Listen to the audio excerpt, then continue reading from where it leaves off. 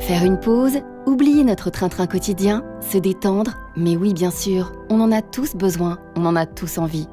Alors découvrez Au fil de l'eau, la série de podcasts qui vous invite au voyage avec Kézak, l'eau vraie de Lozère. Un voyage sensoriel, unique, guidé par les vertus de l'eau, essentielles à notre bien-être.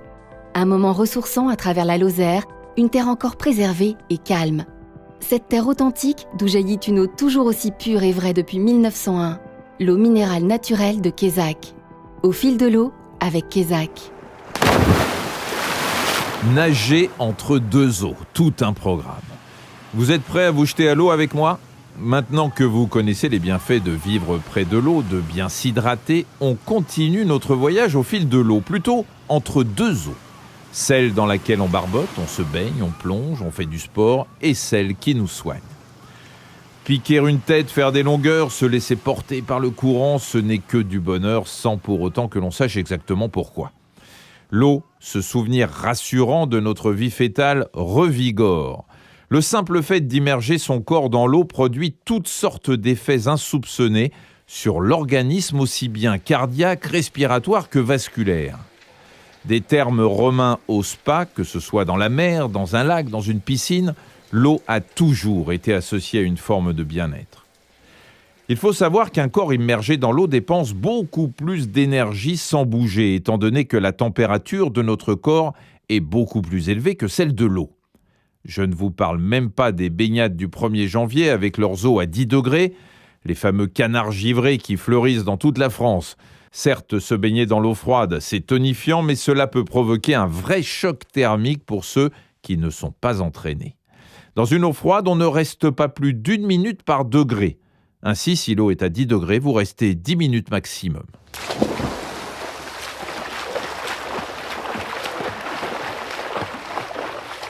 Plus sérieusement, si on commençait par nager comme un poisson dans l'eau. La natation est un sport complet qui fait travailler tous les muscles du corps, aussi bien superficiels que profonds. Il peut se pratiquer toute notre vie, même les femmes enceintes et surtout les personnes âgées. Dans l'eau, les muscles se décontractent. La charge qui pèse sur les articulations, les genoux, les hanches et les chevilles est allégée. Ainsi, on se sent comme un poids-plume, on fait de l'exercice avec moins de fatigue et on a moins de risque de se blesser. À chaque nage, ses vertus. Le crawl est le sport le plus complet. Il permet de muscler les épaules, les mollets, les abdominaux, les fessiers. La brasse est idéale pour muscler les pectoraux, les biceps et la ceinture abdominale. Le papillon permet d'améliorer les capacités respiratoires et de muscler tout le haut du corps.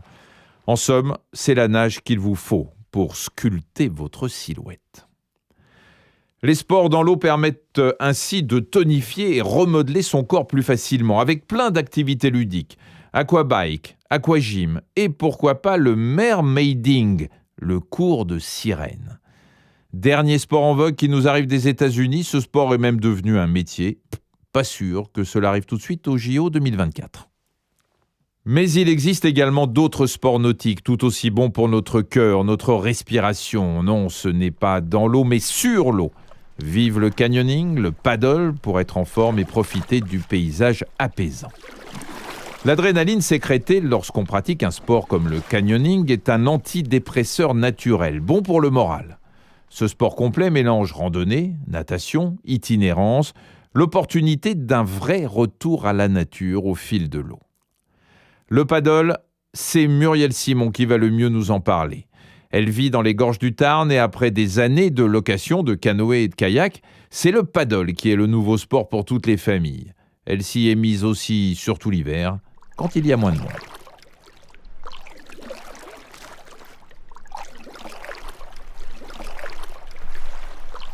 Vous ne connaissez pas le paddle ? Eh bien, c'est un sport entre le surf et la pirogue qui était à l'origine pratiqué par les Polynésiens. Il vaut mieux commencer sur une eau calme, on se tient debout sur une planche et on rame avec une grande pagaie pour avancer sur l'eau. Pas de stress, on peut aussi le pratiquer à genoux sur la planche. Et pour les plus expérimentés, vous pouvez même faire du paddle yoga. La difficulté du paddle, c'est peut-être l'équilibre.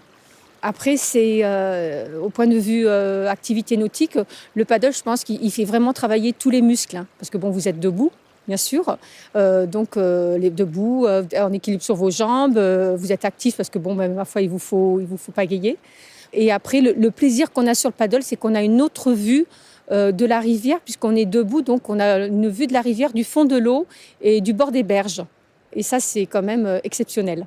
On voit le fond, oui, la rivière est très très claire, elle est même l'été, vous verrez, elle est les couleurs émeraude. Notre rivière, il n'y a pas de pollution. Quand il y a une petite crue, ça nettoie un petit peu tout et puis on retrouve une belle rivière. Souvent en plein été, on fait des petites sorties en paddle nocturne, voilà, qui sont encadrées par Sébastien. Et puis, c'est unique et exceptionnel parce que vous vous retrouvez sur le Tarn et la rivière vous appartient. C'est fabuleux. On retrouve effectivement le silence, mais d'autres bruits qu'on n'a pas la journée. Comme la journée, il y a pas mal de monde sur la rivière. En fin de journée, la rivière reprend donc ses droits. Et ce sont des nouveaux bruits qu'on ne retrouve pas la journée, effectivement. Et un silence, on va dire qu'on écoute le silence, on écoute la rivière. Cela vous tente ? Vous avez raison, parce que le paddle sollicite tous les muscles de la tête aux pieds. Il faut ce qu'il faut quand même pour assurer la stabilité. Et si malheureusement vous ne vivez pas à côté d'un lac ou d'un point d'eau, on profite des périodes de vacances pour vivre l'expérience. Avec toutes ces activités, vous pouvez au mieux profiter des vertus de l'eau, mais l'eau est également bénéfique pour votre corps sous une autre forme. L'eau peut générer un effet hydromassant qui améliore la circulation sanguine, le drainage lymphatique, idéal pour chasser les toxines, réduire les graisses et soigner bien d'autres maux. Bon, là, on part en cure thermale ou en thalasso ?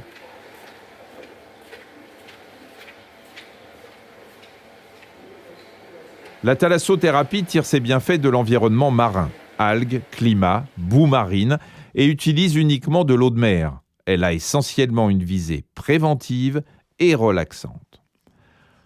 En revanche, la cure thermale a des effets curatifs, prouvés scientifiquement et utilisés dans le traitement de pathologies diverses. Le thermalisme utilise de l'eau minérale naturelle. On classe ces eaux sur le plan thérapeutique en fonction de leur composition chimique, la quantité et nature des minéraux contenus, la température. Cela oscille en dessous de 20 degrés jusqu'à l'hyperthermale, au-dessus de 50 degrés.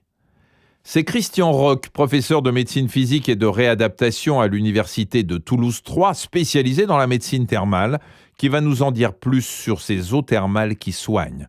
On l'a joint par téléphone. Alors l'eau thermale, c'est d'abord une eau profonde qui vient de la profondeur de la terre et qui de ce fait est une eau exempte de contamination. Cette eau minérale, elle a un contenu de minéraux qui est assez spécifique et stable pour une eau minérale donnée. Il y a des eaux qui contiennent principalement des sulfures, il y a des eaux qui contiennent principalement des sulfates, il y a des eaux qui contiennent principalement des bicarbonates, il y a des eaux qui contiennent principalement du chlorure de sodium, c'est-à-dire du sel, et puis il y a des eaux qui contiennent beaucoup d'éléments minéraux, souvent en petite quantité, en quelque sorte, des oligoéléments, et ce sont ces éléments minéraux qui vont s'ajouter, je dirais, aux effets proprement physiques liés à l'eau. On va appliquer l'eau minérale naturelle et les produits dérivés, que sont les boues, les gaz, les vapeurs thermales au contact de la peau pour traiter des organes qui sont à l'intérieur du corps, puisqu'on sait, cela a été démontré, que les éléments minéraux vont pouvoir traverser la peau et pénétrer dans l'organisme. Ainsi, les eaux calciques sont utilisées pour lutter contre les maladies des voies respiratoires. Les eaux sulfatées ou bicarbonatées pour le traitement de problèmes de peau, comme l'eczéma ou l'acné. En fonction de votre pathologie, vous aurez la chance de découvrir un coin de France différent entre la Lozère, l'Auvergne, les Pyrénées, les Alpes. Mais si on revenait en Lozère, où depuis l'époque gallo-romaine, les hommes et les femmes se sont baignés dans des eaux minérales naturelles, chaudes ou froides, pour se relaxer, se reposer ou se soigner. Il existe une légende très connue sur les bienfaits de l'eau. C'est à la fin du VIe siècle qu'est née la légendaire histoire de la belle Énimie. Énimie est la ravissante fille du roi Dagobert. Refusant d'épouser le prince que son père lui a choisi, elle a prié Dieu pour devenir laide. Un matin, elle se réveille lépreuse, pour son plus grand bonheur. Mais au bout de quelques années de souffrance, après de nombreuses prières, un ange lui apparaît et lui dit d'aller se baigner à la source de Burle dans le pays Gévaudan. La princesse Énimie s'y rend, se baigne, et là, miracle, toutes ses plaies disparaissent. Mais dès qu'elle essaye de quitter les lieux pour retrouver la cour royale, sa maladie revient.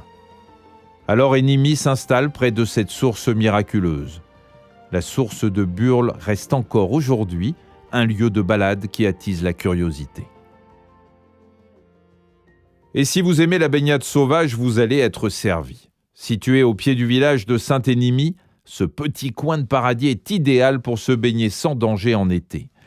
De nombreux guides indiquent que les rives du Tarn que vous avez découvert aujourd'hui entre le Paddle et Sainte-Énimie est l'un des endroits magiques pour se baigner en Lozère. Le fil de l'eau continue pour votre plus grand plaisir, j'espère. Ce podcast vous a plu ? Faites-le nous savoir en le partageant, en le likant et en le commentant sur vos réseaux sociaux. Cette pause dans votre journée, guidée par les vertus de l'eau essentielles à notre bien-être, vous a été proposée par Kézak. Kézak, c'est l'eau vraie de Lozère. Si la Lozère est si authentique, c'est parce qu'elle a su rester elle-même. En Lozère, rien n'a changé. Toujours pas de gratte-ciel, ni d'effervescence étouffante et polluante pour le corps et l'esprit. De cette terre authentique jaillit une eau toujours aussi pure et vraie. Une eau intouchable qui n'a rien perdu de sa nature pétillante et accessible. C'est l'eau minérale naturelle de Kézak. Légère et pure, Kézak stimule vos papilles. Elle est aussi votre allié santé contre la fatigue, le stress et l'anxiété, tout en favorisant la digestion. À déguster sans modération et à toute heure. Retrouvez les 4 autres épisodes de cette série Au fil de l'eau avec Kézak sur vos plateformes audio préférées, sur YouTube et sur kézak.com.